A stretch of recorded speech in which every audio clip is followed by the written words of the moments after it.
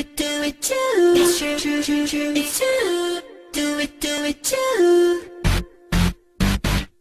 it, do it too. It's true, true, true, true, it's true. Do it too. 알고 싶은 게 매일 너무나 넘쳐. 느껴봐야 할 것 또한 넘쳐. Yeah, babe, yeah, babe. 내 이수백 번 상상하며 기다려왔던 그에게 do it too. 입 맞추는 순간 잠에서 깬 그녀 찾아와. Do it too. It's true, true, true, it's true. 전혀 다른 시공의 눈을 뜬다 해도. It's called Breakup Letter from me. Dear Peter Pan, go screw a mermaid. I hope she knows what you did to me and drags you out to sea because I know how you hate swimming. You stuffed me in your hat the other day. You said to stop being mean to Wendy. We argued and I turned the shade of red when you said I had issues. You're the one who sleeps with little boys under grounded tree roots.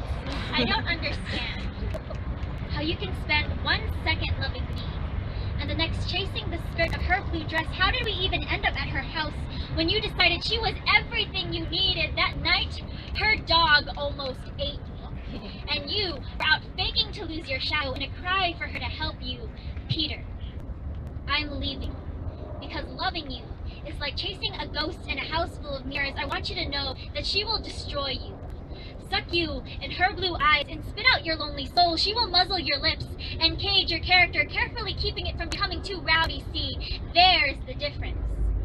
I may be too small to see, but at least you've never had to seek my approval. I am the freedom of flight, and she has too much powdered perfection to pick fights with your ex-girlfriend. She is all curls and curves, and I am everything you've needed for the past forever. When she asks you how you fly, what will you say? Will you ever tell her about the day I taught you? The day where you fought through mental chains and barriers. Will you tell her that during your first time of falling, I caught you? Taught you that to believe in me completely would allow you to rise over anything. Explain to her how you put your life in my hands every time you soar over Neverland. Peter, tell her that I am your everything. You told her faith, trust, and pixie dust. You goddamn well that I'm a fairy and I'm surprised. You keep powdering her with my essence, trying to make her more like me. I'm still trying to forget how your eyes are the brown depths of eternity. How you made it seem like the world was in front of me. How it seemed natural to love someone 200 times your size if it justified how much you felt for them. But I guess your height was just compensation for how little of a damn you gave about me. And I guess my wings on your back will never compare to her butterflies in your stomach. I guess the only forever you know is stuck in ticking clocks and hourglasses. Feed it to the crocodile when you're finished. I guess lost boys will always be lost boys. Tiptoeing away from the only things they know to be home and forgetting to feel guilty. My sand-grain heart was never big enough to make you stay, but all it wanted to do was love you. Yeah. Woo. Woo. My next piece I performed sometime earlier in the year for the LA Ambassadors. It's a really cool program, and our LA Poet laureate, her name is Amanda. She's coming out with a book, so she's amazing. And as I mentioned, I'm a baby here. I'm 17 years old, and so I have baby problems. I go to Nogales High School, and it's kind of like a low, rundown school. Like half of my school is demolished and under construction. So this is a poem about high school. It's called High School. Dear teachers of public education, high school is a monster-making factory. We are cyclopses, keeping one eye open for the lecture, while the other is trying to find the lost hours of rest. We are Frankenstein's experiment, treated like test subjects, subject to the master's will. We are vampires, pale as a sheet. We never see the sun. We never sleep. We are becoming zombies.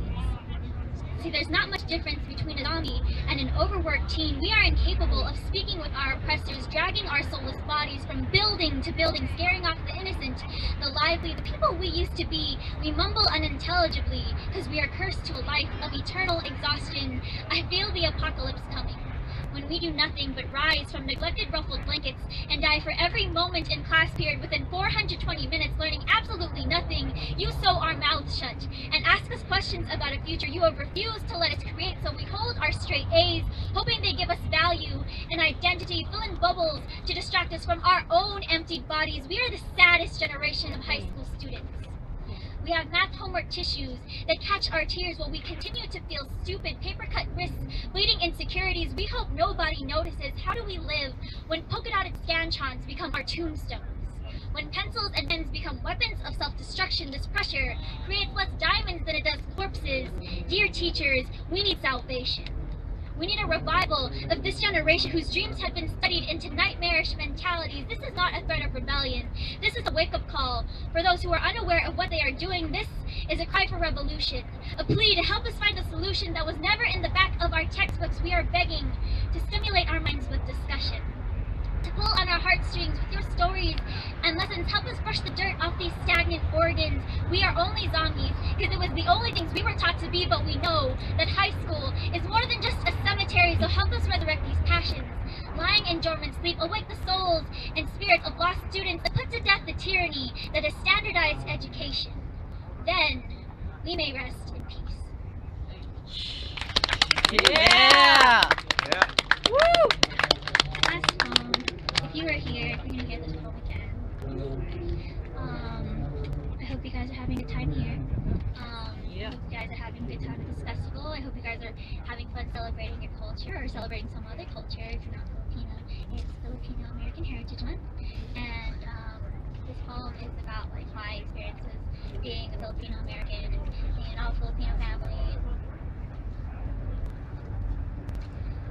Mabuting babae, white girl. I don't speak Tagalog, but I've always been able to tell when people are talking about me. It's been hard to legitimize the blood in my body since I don't watch TFC, have an English tongue, and don't want to be a nurse, but hey, I'm good at math and love karaoke, so I got some part right. And I know my family loves me. And I know other kids in my school should be as understanding, but I hear them muttering, they're complaining. They say, I don't love my culture, that I don't appreciate where I come from. I come from folk music, of sharing Kuneta lullabies and classic rock playlists, from learning mom's favorite songs and not understanding the lyrics. I am from East Los Angeles, trilingual cathedral. I am from discipline, from palo and mumu, cinturon and chinelas, from locked in the closet and learning not to cry before the consequences. I come from Catholic pews and Christian fold-up chairs. I come from karaoke parties and potlucks, from rice and mangoes, adobo and tinola, turon, sagot gulaman. I come from never wasting a spoonful.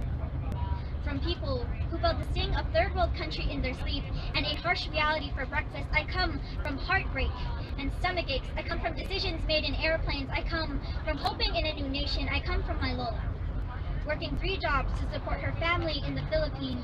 I come from my mother, stern voice blossoming and directing 4 siblings, cooking and cleaning for the house, and continuing 30 years later for her children. I am from colonies, from every superpower country wanting to get their hands on me at some point in history. I am from the monkeys, the savages, the bataan battle blood scarring. I am from quabs, just trying to see a better future. I don't speak Tagalog, but I never forget what my ancestors had to go through. I never disrespect the beauty that is my parents' foreign language. Their stories, their legacies are born into my body. You can see the sun in my smile, the stars in these eyes. I am Filipino American. I eat my chicken nuggets with rice and soy sauce and can play ukulele. I dance to hip hop after I hurt my ankles doing pinigling, and I love singing. I love singing because I can feel centuries of joy and triumph in my chest, every struggle and loss, every underestimation, and I take it with this voice that cracks and shakes and has no accent, this voice that doesn't speak Tagalog, but still sings for the Philippines, still speaks for Filipinos, still rings with pride with who and what I am, no longer maputing babae, but forever Roslyn, Filipino American. Yeah! Yeah! Woo! Woo!